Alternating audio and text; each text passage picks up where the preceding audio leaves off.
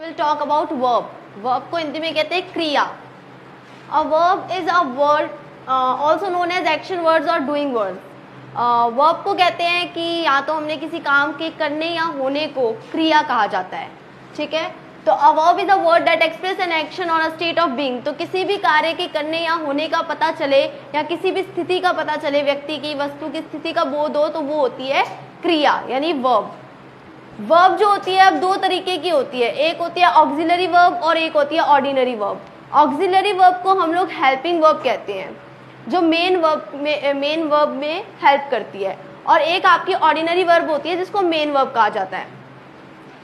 Helping verb जो होती है वो मेन वर्ब के साथ जुड़ जाती है, ठीक है। इसको जैसे इसके एग्जांपल में आप देखोगे is, am, are, has, have, had, was, were, will, shall, ये आपकी हेल्पिंग वर्ब हो जाएगी। ऑर्डिनरी वर्ब के अंदर आप देखोगे तो प्ले, ड्रिंक, रन, ईट, राइट, जंप, ये सब आपके हो जाएंगे ऑर्डिनरी वर्ब्स। अब देखेंगे हम वर्ब कितने टाइप की होती है। वर्ब होती है टू टाइप्स की, एक होती है ट्रांजिटिव वर्ब, एक होती है इनट्रांजिटिव वर्ब। ट्रांजिटिव वर्ब को हम कहते हैं हिंदी में सकर्मक क्रिया और इनट्रांजिटिव को कहते हैं अकर्मक क्रिया।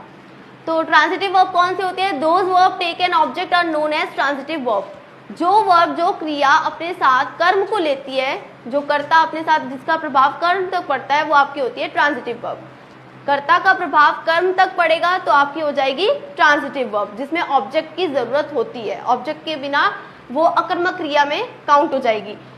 एग्जाम्पल में आप देखोगे Sheela ate an apple. Sheela सेब खाती है। शीला क्या खाती है? एप्पल।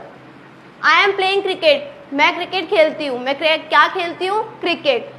तो अगर आपको इसकी पहचान करनी है कि ये ट्रांजिटिव वर्ब है या नहीं है, तो उसकी आइडेंटिफिकेशन के लिए अपने क्या करते हैं, जब व्हाट और whom से क्वेश्चन पूछते हैं, व्हाट और whom लगाकर अगर हमने क्वेश्चन पूछा और हमें उसका आंसर मिल जाता है तो ये हो जाती है ट्रांजिटिव वर्ब।